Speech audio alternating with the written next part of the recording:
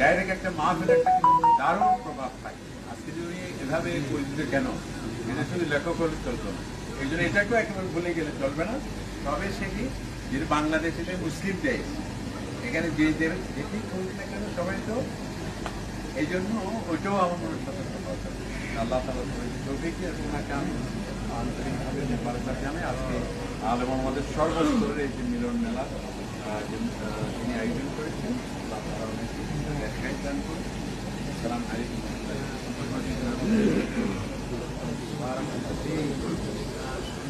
Light আছে প্রোগ্রামের জন্য 2 মিনিট একটু কথা বলে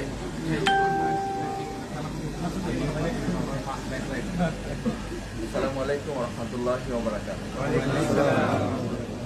আমাদের শ্রদ্ধাভাজন হোস্ট, আমাদের প্রিয় মাতৃভূমি বাংলাদেশি বন্ধু সারি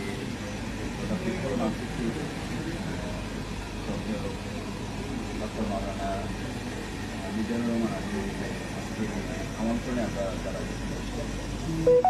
আমরা প্রথমে আমরা শিখি আমাদের আলহামদুলিল্লাহ আয়োজনে আপনাদেরকে আমরা সামিল করবেন। আমি দুটো ছোট কথা বলছি, 2 মিনিটের কম সময় শেষ করতে পারলে আমার জন্য ভালো হবে।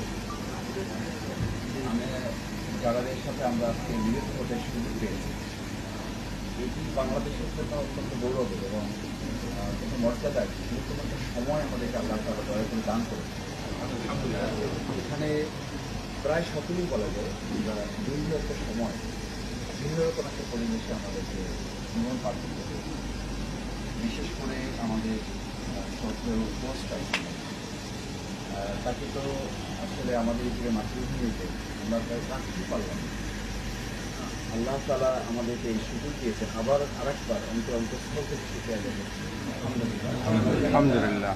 স্থায়ীভাবে আমাদের যে মাতৃভূমির জন্য প্রথমত এই সময়টাকে নিয়ামত হিসেবে বর্ধিত করে থাকি। দ্বিতীয় হচ্ছে, আমি ভিতরের ওয়াজ থেকে একটু কথা বলি, সেটা হচ্ছে অহুয়াল গফুর ওয়াদুদ। আসলে আমাদের সাথে মানুষের ভালোবাসা, আমাদের এই বক্তব্য, আমাদের এই কারো লেখনী, এগুলি আলাদা কোনো কৃতিত্ব আছে বলে আমার কাছে মনে হয়। এটা নিতান্তই আল্লাহ তাআলার দান তার বান্দাকে। তিনি যখন তার কোনো বান্দাকে ভালোবাসেন, হাদিস আপনারাই বলেন, আপনাদের কাছ থেকে শুনেছি, আমিও মাদ্রাসায় যতটুকু পড়ার সুযোগ পেয়েছি। আল্লাহ তাআলা যখন কোনো বান্দাকে ভালোবাসেন তখন তিনি আরশে আজিমে তাকে বলেন, এবং আরশে আজিমকে আসমানওয়ালাদেরকে বলেন, এটা জমিনওয়ালাদের কাছে পৌঁছানো। সুতরাং আমার যেন এটা মনে থাকে যে আল্লাহর যে এই নিয়ামত আমি আল্লাহর দিনের জন্য যতটা ব্যবহার করবো, আল্লাহ এটা তত বেশি সমৃদ্ধ করবে। তা এই শাকারতুম লা আযীদান্নাকুম, সেটা যদি মনে থাকে তাহলে আমার মধ্যে কোনো ধরনের তৃতীয় চিন্তা, ভিন্ন চিন্তা অথবা দিনের বাইরে গিয়ে আলাদা কোনো চিন্তা আমার মধ্যে স্থান পাওয়ার কোনো সুযোগ থাকে। শেষ কথা হচ্ছে, আমরা যারা আজকে এখানে একত্রিত হয়েছি, বাংলাদেশে ইসলামের দুটো কমপ্লিসিটি আছে। একটা কমপ্লিসিটি হচ্ছে ইসলাম যারা জানেন তারা, আমরা যারা প্রচার করি, আমরা ইসলামকে অ্যাড্রেস করার ক্ষেত্রে সাধারণ মানুষ যারা, তাদের মধ্যে অনেক ধরনের কমপ্লিসিটি আছে, যাদের কাছে পাবলিকলি ইসলাম অ্যাড্রেস করার জন্য আমাদের আরও বেশি গবেষণার সুযোগ আছে। এবং সেটা শ্রদ্ধেয় ডক্টর মাওলানা মিজানুর রহমান আজহারী ভাই তিনি আমাদের একজন শিক্ষক হিসেবে ভূমিকা পালন করছেন এবং আমাদের শেখার সুযোগ আছে, আমরা শেখার চেষ্টা করছি। আমি আমার 95 বছর বয়সের মা বাড়িতে আছেন, খুব ভালো কথা বুঝতে পারেন না। এই ইউটিউব ওপেন করলেই বলেন যে আমার ওই ছেলে একটা আছে না, আজহারী ছেলের ওয়াজটা কি কোনটা আমি ভালো বুঝি। আন্দোলনের উনি শপথের জনশক্তি, এখন বলে যে আমার ওই ছেলেটার ওয়াজটা আমি ভালো বুঝি। এই যে ভালো বুঝেন, তার মানে উনি খুব শিক্ষিত না, 5 পাস করা একজন মা। আমার তিনি এই 5 পাস করা একজন মানুষ তার কথাটা বলবে, তার মানে হচ্ছে ইসলামটাকে আমরা যেভাবে এটাকে সহজ করার সুযোগ আছে। এবং আল্লাহ সুবহানাহু ওয়া তাআলা তো সেভাবেই বলেছেন, ইসলামকে আমি তোমাদেরকে সহজ করছি। হাদিসেও একই কথা বলা।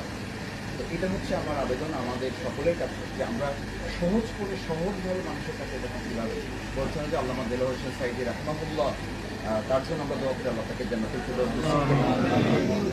এই ধারাটা গ্রহণ করে রেখে গেছেন, যার কারণে তিনি দল মতে উঠলেও সবাই তার কথা শুনতে আসছেন। লাস্ট কথা হচ্ছে যে বাংলাদেশের আসলে হচ্ছে জেনারেশন টু জেনারেশন যে চেঞ্জ হচ্ছে, যেটা ভিডিওতে আমি শেষ কথা এসে শুনতে পাচ্ছিলাম, জেনারেশনকে কভার করার জন্য আমাদের ইসলামাইজেশনটাকে মডার্ন টেকনোলজির সাথে যদি অ্যাডজাস্ট করার ক্ষেত্রে আমরা ইসলামকে আবার পিছনে ফেলে গেছি। আমি কোথাও কোথাও দেখি যে মাদ্রাসায় ব্যানার টানানো আছে। আমি আজকেও প্রেস ক্লাবে একটু আগে কথা বলে এসেছি যে ইসলাম ও আধুনিকতার সমান নয়। এই ল্যাঙ্গুয়েজগুলোর সাথে আমরা কেন পরিচিত করছি? আসলে আমাদের বরং অ্যাড্রেস করতে হবে ইসলামই তো শুধু আধুনিক না, আর একটা মডার্ন, এবং এটার আধুনিকতার ধারে কাছেও এখন এই দেশের গোটা পৃথিবীর আধুনিকতা মানে ওই দরজায় পাই রাখতে পারে না। তা আমরা এটা কেন বলছি? অথচ এটাই কিন্তু মাদ্রাসায় আমরা শিখে আসছি, আমাদেরকে শেখানো হয়েছে। এখন ভালো ভালো মাদ্রাসা যারা তৈরি করছে যে আমরা বিজ্ঞান এবং ইসলাম শিখাচ্ছি, এটাও কিন্তু বলা হয়। অথচ ইসলাম হচ্ছে সবচেয়ে বড় বিজ্ঞান। তো সেই জায়গাটা আমরা যদি অ্যাড্রেস করতে পারি এই জেনারেশনের কাছে, আমি 2024 সালের 5ই আগস্ট আমার কাছে মনে হয়েছে বাংলাদেশ ইসলামের জন্য প্রস্তুত এবং আল্লাহ তাআলা এটাকে কবুল করেছেন। এখন এই প্রেক্ষাপটটাকে চাষ করে যেন ফসলটা আমরা তুলে নিতে পারি, সেই দায়িত্ব আমার সামনে যারা আছেন, আমার শ্রদ্ধেয় শিক্ষক স্টাফ তুল্য, আমি অনুরোধ করবো আমাদের সন্তানদের